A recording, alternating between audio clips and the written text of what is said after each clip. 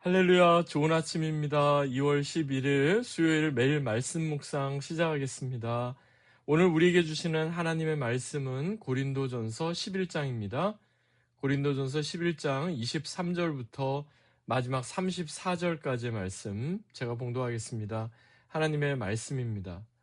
내가 너희에게 전한 것은 주께 받은 것이니 곧 주 예수께서 잡히시던 밤 떡을 가지사 축사하시고 떼어 이르시되 이것은 너희를 위하는 내 몸이니 이것을 행하여 나를 기념하라 하시고 식후에 또한 그와 같이 잔을 가지시고 이르시되 이 잔은 내 피로 세운 새 언약이니 이것을 행하여 마실 때마다 나를 기념하라 하셨으니 너희가 이 떡을 먹으며 이 잔을 마실 때마다 주의 죽으심을 그가 오실 때까지 전하는 것이니라.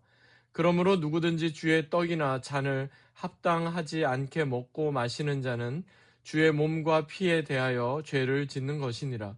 사람이 자기를 살피고 그 후에야 이 떡을 먹고 이 잔을 마실지니 주의 몸을 분별하지 못하고 먹고 마시는 자는 자기의 죄를 먹고 마시는 것이니라. 그러므로 너희 중에 약한 자와 병든 자가 많고 잠자는 자도 적지 아니하니 우리가 우리를 살폈으면 판단을 받지 아니하려니와 우리가 판단을 받는 것은 주께 징계를 받는 것이니 이는 우리로 세상과 함께 정죄함을 받지 않게 하려 하심이라. 그런즉 내 형제들아 먹으러 모일 때 서로 기다리라. 만일 누구든지 시장하거든 집에서 먹을지니 이는 너희의 모임이 판단받는 모임이 되지 않게 하려 함이라. 그 밖의 일들은 내가 언제든지 갈 때에 바로 잡으리라. 아멘. 이는 우리에게 주시는 하나님의 말씀입니다. 주님 감사합니다. 본문을 중심으로 주께 받은 것이니 라는 제목으로 함께 하나님 말씀 나누겠습니다. 오늘 본문은요, 일명 주의 만찬, 성만찬의 제정 그 내용을 말씀해 주고 있습니다. 성만찬에 관한 그 내용, 예수님께서 잡히시기 전날 밤 제자들과 함께 나누셨던 주의 만찬 그 내용이 복음서 가운데도 나오죠. 공간복음서인 마태복음 26장, 마가복음 14장, 누가복음 22장에도 나옵니다. 사도 바울이 예수님께서 제자들과 함께 나누셨던 주의 만찬, 성만찬의 의미를 다시 한번 설명을 하는데 이렇게 말씀하죠. 23절에 보니까 내가 너희에게 전한 것은 주께 받은 것이니 이렇게 말씀합니다. 즉 주의 만찬은 교회가 만들어낸 어떤 새로운 전통이 아니라는 것입니다. 또한 사도 바울이 생각할 때 이런 것이 필요하다 스스로 만들어낸 어떤 개인적이고 신학적인 해석도 아니라는 겁니다. 이것은 주 예수 그리스도께로부터 직접 받은 것, 곧 예수님께서 제자들과 함께 잡히시기 전날 밤 행하셨던 바로 그 거룩한 식사를 다시금 떠올리게 하는 그러한 만찬이다. 이것을 말씀하고 있는 것입니다. 우리가 흔히 생각하는 유월절 만찬, 패삭 세데루와는 조금 다른 배경을 가지고 있는데요. 이 만찬은 유월절의 하루 전날 장자들만 모여서 먹던 장자들의 식사와 더 깊은 관련이 있습니다. 여러분 잘 아시는 것처럼 이스라엘 백성들이 출애굽하기 전에 애굽 땅에 하나님께서 10가지의 재앙을 내리시죠. 그 마지막 10번째 재앙이 무엇이었습니까? 그것은 처음 태어난 모든 것, 그것이 사람이든 가축이든 상관없이 다 죽임을 당하는 죽음의 재앙이었죠. 그때 죽음의 재앙을 넘어서고 유월하는 그런 일이 이스라엘 백성들 가운데 있었는데 그것이 가능했던 것은 어린 양의 피를 바로 문설주에 바른 그 집들이 죽음의 재앙을 넘어갔던 그 놀라운 기적이 있었던 겁니다. 그래서 그때 이스라엘 장자들, 가장 먼저 태어난 장자들은 매년 유월절 전날 자신들이 바로 유월절 어린 양의 피로 살아났다 하는 것을 기억하며 특별한 저녁 식사를 나누었습니다. 그리고 유월절 당일에는 골방에 들어가 하나님께 감사의 기도를 드렸다 이렇게 알려져 있습니다. 예수님도요, 육신적으로 보면 요셉과 마리아 사이에서 태어나신 장자이셨습니다. 그래서 예수님께서 제자들과 함께 나누신 마지막 식사는요, 이러한 장자들의 전통에 따른 즉 대속의 피로 다시금 살아난 생명의 기억을 다시 한번 일깨우는 그 장자들의 식사, 이것을 떠올리게 하는 거죠. 그러니까 예수님께서 이 만찬을 하신 것은 단순한 어떤 식사가 아니라 이것은 구원의 상징, 구속의 표징으로서 제자들과 함께 이 식사를 나누셨던 겁니다. 아마도 평상시에도 제자들과 떡을 떼시고 포도주를 함께 나누셨을 겁니다. 그런데 이때 똑같은 떡을 떼고 똑같은 잔을 나누었지만 예수님께서 여기에 특별한 의미를 부여하십니다. 그러면서 이것은 너희를 위한 내 몸이니 이것을 행할 때마다 나를 기념하라. 이 잔은 내 피로 세운 새 언약이니 이것을 행하여 나를 기념하라. 예수님께서 특별히 말씀을 하십니다. 그러면서 떡은 곧 장차 찢기실 예수님의 몸이요, 잔은 곧 장차 흘리실 예수님의 보혈이다 말씀을 하고 계신 거죠.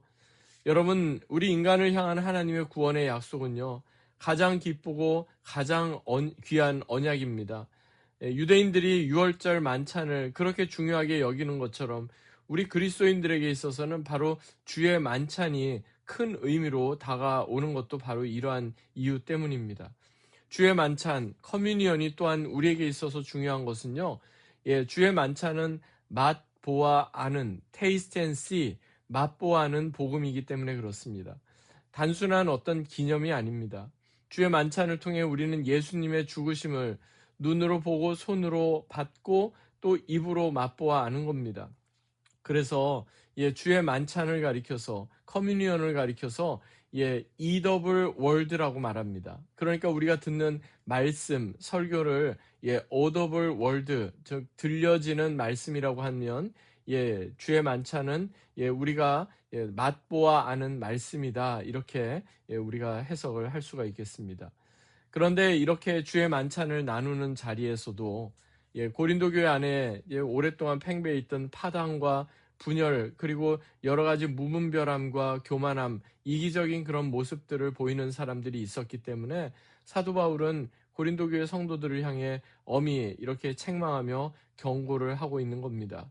주의 만찬의 그 자리에서조차도 이기적이고 자기중심적으로 서로를 배려하거나 기다려주지 않는 그런 모습은 결코 주의 만찬을 나누는 그러한 자격이 될 수 없다.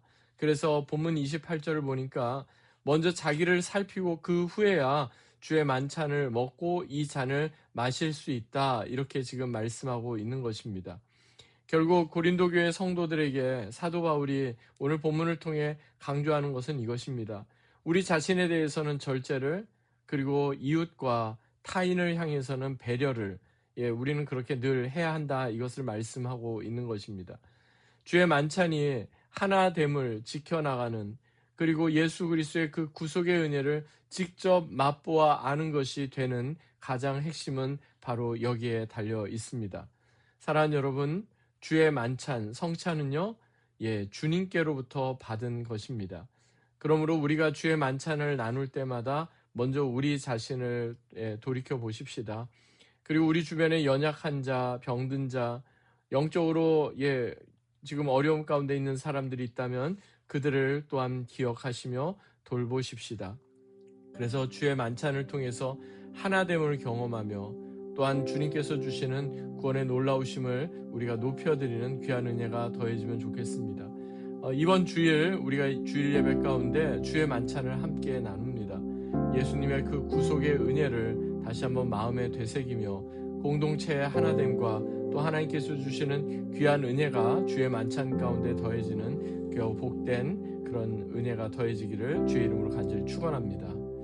하나님 아버지, 감사합니다. 오늘 주신 이 말씀 다시 한번 우리의 마음에 되새깁니다. 주님께로부터 받은 그 놀라운 은혜를 사도 바울이 고린도 교회 성도들과 함께 나누면서 이것은 주께 받은 것이니 이것을 행할 때마다 예수 그리스도의 그 놀라운 은혜를 기억하고 구속의 은혜를 높여드리라고 그렇게 고린도 교회 성도들에게 권면했습니다. 이 말씀이 또한 우리에게도 동일한 하나님의 은혜의 말씀으로 드러나게 하여 주시고 주께 받은 그 놀라운 은혜와 사랑을 날마다 기억하며 높여드리는 귀하고 복된 하루 되게 하여 주시옵소서. 감사드리며 존귀하신 주 예수 그리스도의 이름으로 간절히 기도하옵나이다. 아멘. 오늘도 이 말씀 기억하며 믿음으로 승리하는 귀하고 복된 하루 되시기 바랍니다. 주님의 이름으로 축복합니다.